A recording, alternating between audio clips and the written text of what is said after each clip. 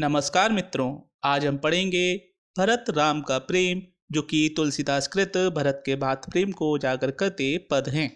और इसका दूसरा भाग है जिसमें हम माता कौशल्या के वात्सल से पूरित पदों को पढ़ेंगे। आप देख रहे हैं अपना चैनल ज्ञान का प्रकाश CBSE हिंदी मथुरा दास। ऐसे ही हमारे साथ बने रहें। आज हम पढ़ रहे हैं कक्षा 12 की हिंदी ऐच्छिक की पाठ्यपुस्तक अंतरा भाग 2, जिसका कविता खंड और उसका पाठ है साथ तुलसीदास, जिसमें हम पढ़ रहे हैं भरत राम का प्रेम और पद। देखते हैं पहला भाग, भरत राम का प्रेम। पाठ परिचय देखते हैं। पाठ्य पुस्तक में प्रस्तुत चौपाई और दोहों को रामचरितमानस के अयोध्या कांड से लिया गया है। इन छंदों में राम वनगमन के पश्चात भरत की मनोदशा का वर्णन किया गया है।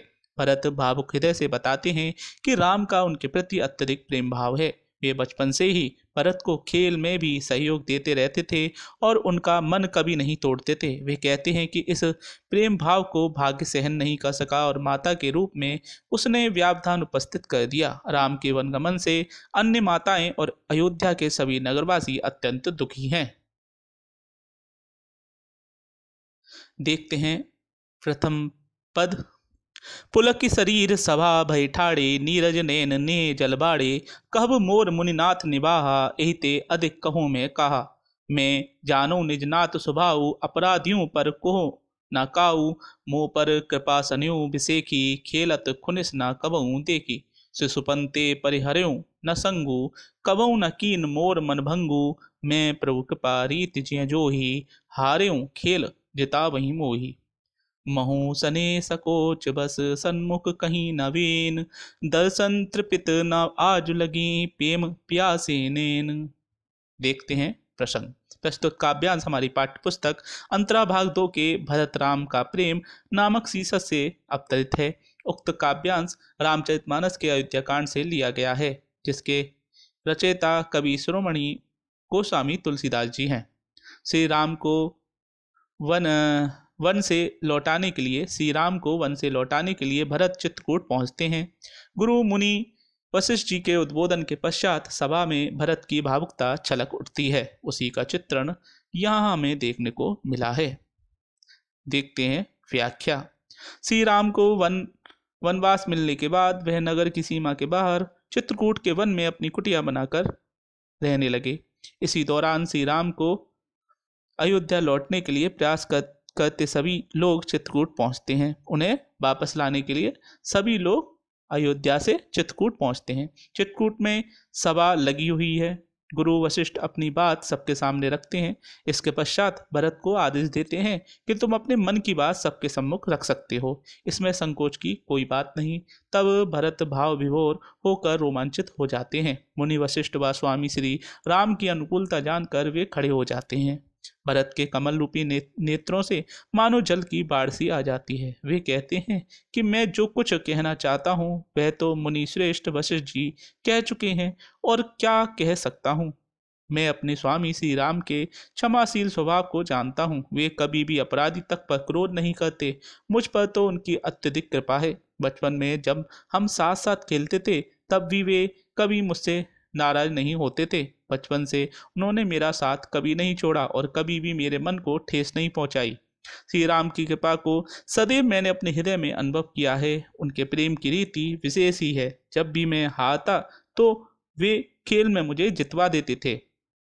मैंने भी श्री राम के अगाध प्रेम के कारण कभी भी अपना मुंह उनके सम्मुख नहीं खोला। संकोचवश मैंने यह बात कभी नहीं कही कि उनके दर्शनों के प्रेम के प्यासे मेरे नेत्र आज तक भी तृप्त नहीं हो पाए हैं। आज भी मेरी आंखें उन्हें ही तलाशती रहती है। देखते हैं अगला पद।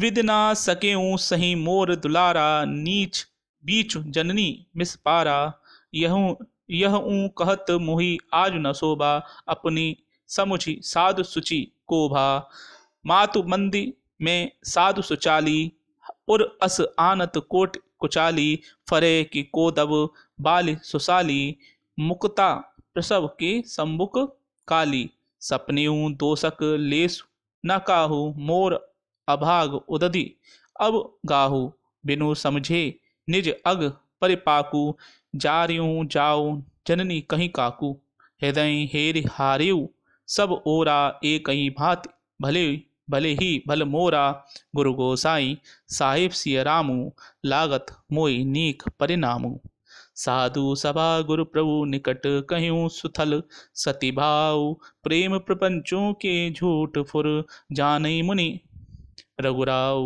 देखते हैं व्याख्या। भावुकता से भरे भरत आगे कहते हैं कि ईश्वर को मेरे प्रिय भ्राता के प्रति जो प्रेम है वह रास नहीं आया। इस कारण ईश्वर ने षड्यंत्रचा मेरी माता का बहाना लेकर मेरे तथा मेरे स्वामी श्री राम के बीच भेद पैदा कर दिया। ईश्वर और माता के प्रति ऐसे कटु वचन कहना मुझे शोभा तो नहीं देते। वास्तव में अपनी समझ के आधार पर कोई भी सज्जन और पवित्र नहीं होता। इसका निर्णय तो दूसरे लोग ही करते हैं। मेरे द्वारा स्वयं को साधु तथा माता को अधर्मी मानना, यह विचार भी हृदय में लाना करोड़ों दुराचारों के बराबर है। मेरे द्वारा माँ केकई को दोष देना पूर्णतः अनुचित है।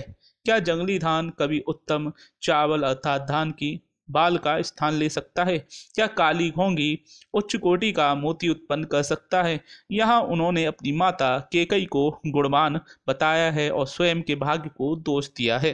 भरत कहते हैं कि मेरा दुर्भाग्य ही प्रबल है। मैं सपने में किसी को भी दोष नहीं दे सकता। मेरा दुर्भाग्य अथाह समुद्र के समान है। अपने पूर्व जन्मों के पापों का परिणाम समझे बिना ही मैंने अपनी माता को कटु वचन कहे और उन्हें बहुत दुखी किया। मैंने अपने हृदय में बहुत खोजा अर्थात अपने भले कर्म और साधनों की तलाश की, परंतु मैं सब ओर से हार गया। निश्चित रूप से एक ही प्रकार से मेरा भला हो सकता है कि मेरे गुरु महाराज सर्वसमर्थ हैं और मेरे स्वामी सीता राम हैं। इन्हीं की उत्तमता के कारण मुझे मेरा यह परिणाम भी अच्छा लग रहा है, अर्थात इसके कारण ही मेरा कल्याण संभव है। भरत कहते हैं कि सज्जनों की इस सभा में गुरुदेव वशिष्ठ जी और मेरे स्वामी श्री राम उपस्थित हैं। यह स्थान एक पवित्र तीर्थ है। मैं स्वयं सबके निकट प्रस्तुत होकर सत्य भाव से यह सब कह रहा हूँ। मेरा यह आचरण प्रेम है या प्रपंच, छल कपट, झूठ है या सच, इसे तो केवल गुरुदेव वशिष्ठ जी और रघुकुल शिरोमणि श्री राम जी ही जानते हैं। अब देखते हैं अंतिम पद इस भाग का, भरत राम के प्रेम का। भूपति मरन प्रेम पनु राखी, जननी कुमति जगतु सबु साखी, देख न जाय बिकल महतारी, जरई दुसह जर पुर नर नारी, मही सकल अनरथ कर मूला, सो सुनी समुझ सहियूं सब सूला, सुनि बन गवनु कीन रघुनाथा, करि मुनि वेश लखन सिय साथा, बिन पानहिन पया देही पाए, शंकरु साखी रह्यूं एहि घाये, बहुरे निहारी निषाद सनेहू, पुलिस कठिन उर भयउ न बेहू, अब सब आखिन देखियों आए, जियत जीव जड़ सब सबई सहाई, जिन्हि निरखी मग सांपिनी बीछी, तजई विषम विसु तापस तीछी, ते रघुनंदनु लखनु सिए, अनहित लागे जाहि, तासु तने तजी दुसह, दुख देऊ सहावई काहे। देखते हैं व्याख्या। भरत कहते हैं कि पिताजी महाराज ने प्रेम के प्रण को निभाते हुए अपने प्राण त्याग दिए। इसके साथ ही माता की कुबुद्धि का चक्र चला। इन दोनों का संसार साक्षी है। इसके कारण मेरी सभी माताएं अत्यधिक दुखी हैं। नगर के सभी नर नारी भी न सहन कर पाने वाले दुख से जल रहे हैं। मैं स्वयं इन सभी अनर्थों का उत्तरदायी हूँ। यह सब सुनकर और समझकर मैंने असहनीय दुख को सहा है। भगवान शिव इसके साक्षी हैं कि श्री राम, लक्ष्मण और सीता जी ने मुनि का वेश धारण करके वन को प्रस्थान कर लिया। वे अपने खड़ाऊओं अर्थात लकड़ी की चप्पलों के बिना पैदल ही वन को चले गए।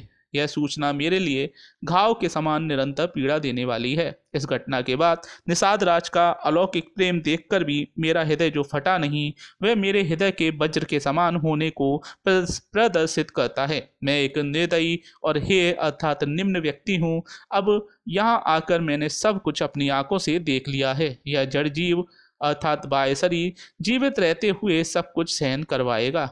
जिसको देखकर रास्ते की सर्पणियां और मादा बिच्छू भी अपने भयंकर विष और तीव्र क्रोध को त्याग देती हैं। अर्थात ऐसे दुख में दुखी व्यक्ति को देखकर सर्पणियां और मादा बिच्छू भी उसे अपने भयंकर विष और तीव्र क्रोध से समाप्त करने की नहीं सोचती।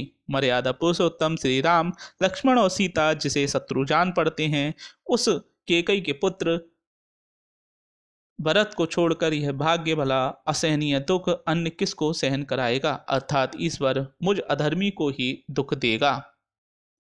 तो यह था पहला भाग, भरत राम का प्रेम। देखते हैं इन तीनों पद में क्या था विशेष। अवधि भाषा का प्रयोग किया गया है, करुण रस की प्रधानता है, अलंकारों का आकर्षक निरूपण किया गया है, भरत के हृदय की मार्मिक अभिव्यक्ति की गई है, भरत के चरित्र को उदात्त रूप में प्रस्तुत किया गया है। अब देखते हैं दूसरा भाग, तुलसीदास कृत माता कौशल्या के वात्सल्य से पूरित 2 पदों का परिचय। इस पाठ के अगले अंश में गीतावली के 2 पद दिए गए हैं, जिसमें से प्रथम पद में राम के वनगमन के बाद माता कौशल्या के हृदय की वेदना का वर्णन किया गया है। वे राम की वस्तुओं को देखकर उनका स्मरण करती हैं और बहुत दुखी हो जाती हैं। दूसरे पद में माँ कौशल्या राम के वियोग में दुखी अश्वों को देखकर राम से एक बार पुनः अयोध्यापुरी आने का निवेदन करती हैं। जननी निरखती बान धनुहिया, बार बार उर नहीं लावती, प्रभु जी की ललित पनहिया, कबहू प्रथम ज्यों जाई जगावती, कहीं प्रिय वचन सवारे, उठऊं तात बले मातु बदन पर अनुज सभा सब द्वारे, कबहू कहतियों बड़ी बार बही, चाहूं भूप पहे भैया, बंधु बोले जेई जो भावे, गई निछावरी मैया, कबहू समुझी वन गमन राम को, रही चकी चित्र लिखी सी, तुलसीदास वे समय कहीं ते, लागती प्रीति सिखी सी। देखते हैं प्रसंग। प्रस्तुत पद हमारी पाठ्यपुस्तक अंतर्भाग 2 के तुलसीदास शीर्षक पाठ से उद्धृत है। प्रस्तुत काव्यांश तुलसीदास की गीतावली से लिया गया है। यहाँ माता कौशल्या के राम के वनगमन के पश्चात के दुख को दिखाया गया है।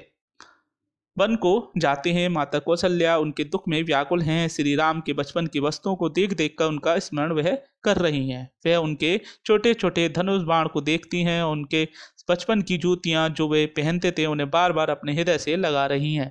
जब कभी सवेरे सवेरे श्री राम को जगाने के लिए वह सैन्य कक्ष में पहुंचती हैं तो वह मुँह बस कहती हैं, हे पुत्र उठो, तुम्हारे इस सुंदर मुख पर तुम्हारी माँ न्योछावर है। तुम्हारे सभी अनुज और मित्रगण द्वार पर खड़े हैं और तुम्हारी प्रतीक्षा कर रहे हैं। और कभी माता कौशल्या कहती हैं कि भैया बहुत देर हो गई, महाराज के पास जाओ, अपने भाइयों को बुला लाओ, जो तुम्हें मन भावे वह खा लो, तुम्हारी मैया तुम पर न्योछावर है। कभी कभी वे राम के वनगमन का स्मरण करके चित्र के समान एक जगह खड़ी और चकित रह जाती हैं। तुलसीदास जी कहते हैं कि हे राम, यह समय तुम्हारी माता के लिए अकथनीय है, यानी वह कुछ कह नहीं पा रही, अर्थात वह कुछ भी कह नहीं पा रही। तुम्हारे प्रति उनका जो प्रेम है वह मोरनी की भांति है। जैसे मोरनी प्रसन्न होकर नाचती है और जब अंत में वह अपने पैरों को देखती है तो रोती है, उसी प्रकार जब उनको ध्यान नहीं रहता है और वो सुबह सुबह पहुंचती है उनके शयन कक्ष में, लेकिन वहां पर जब देखती नहीं है तो वे भी जो है दुखी हो जाती है। जैसे मोरनी नाचते नाचते अपने पैरों को जब देखने लगती है, उसके पैर बहुत ही जो है सुंदर नहीं होते, इस कारण से उनको देखकर वो परेशान होती है।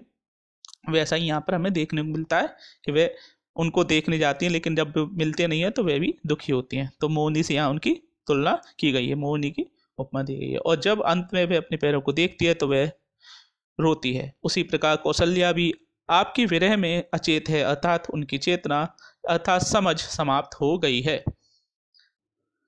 राघो एक बार फिर आवो, ए बर बाज बिलोक आपने बहुरो बनई सिधावो, चेपई पयाई पोख कर पंकज बार बार चुचुकारे, क्यों जीवही मेरे राम लाडले, ते अब निपट विसारे। भरत सौगुनी सार करत है, अति प्रिय जान तिहारे, तदपि दिनहि दिन होत झावरे, मनऊ कमल हिम मारे। सुनऊ पथिक जो राम मिले, बन कहियो मात संदेशो, तुलसी मोय और सब हिनते, इनको बड़ो अंदेशो। माता कौशल्या व्याख्या देखते हैं। माता कौशल्या राम के वन गमन के बाद दुखी हैं। वह राम की सभी वस्तुओं और सभी प्राणियों में उनकी छवि देखकर वेदना का अनुभव करती हैं। वे कहती हैं, हे राघव, एक बार वापस लौट आओ। अपने इस प्रिय घोड़े को देखकर फिर से वन को चले जाना, जिसे तुम जल पिलाकर अपने कमल रूपी कोमल हाथों से सहलाते व उसे बार बार कुछ खिलाते थे। वह घोड़ा तुम्हारे प्रेम में दुखी है। मेरे प्यारे लाडले राम, वे तुम्हारे बिना भला कैसे जीवित रहे। उसे तुमने इन दिनों पूरी तरह से छोड़ दिया है, जो घोड़ा तुम्हारा प्रिय था। यह विचार करके भरत उसकी 100 गुना देखभाल करता है, फिर भी वह दिनों दिन कमजोर होता जा रहा है। यह ऐसा शिथिल हो गया है कि मानो कमल पर हिमपात हो गया हो। रास्ते पर जाते एक व्यक्ति को देखकर वे कहती हैं, हे पथिक सुनो, यदि मार्ग में कहीं पर भी तुम्हें राम मिल जाए तो उनसे माता का यह संदेश कह देना कि मुझे और सबकी अपेक्षा प्राणियों की बड़ी चिंता रहती है। अतः राम एक बार आकर उन्हें दर्शन देकर फिर चाहे वापस लौट जाएं। तो यहाँ खत्म होता है ये पाठ। अब देखते हैं माता कौशल्या के जो वात्सल्य से पूरित पद हैं उनमें क्या है विशेष। ब्रज भाषा का सहज प्रयोग किया गया है, वात्सल्य रस की वेदांता है, अलंकारों का आकर्षक निरूपण किया गया है। माता कौशल्या के हृदय की मार्मिक अभिव्यक्ति की गई है। माता कौशल्या का पुत्र राम के प्रति अलौकिक प्रेम को चित्रित किया गया है। तो आज हमने पढ़े भरत राम के प्रेम और माता कौशल्या के वात्सल्य से पूरित पद, जो कि तुलसीदास कृत हैं। आप देख रहे थे अपना channel CBSE Hindi with Mathura Das, ज्ञान का प्रकाश CBSE हिंदी विद मथुरा दास। ऐसे ही हमारे साथ बने रहिए और नए वीडियो के साथ हम आते हैं।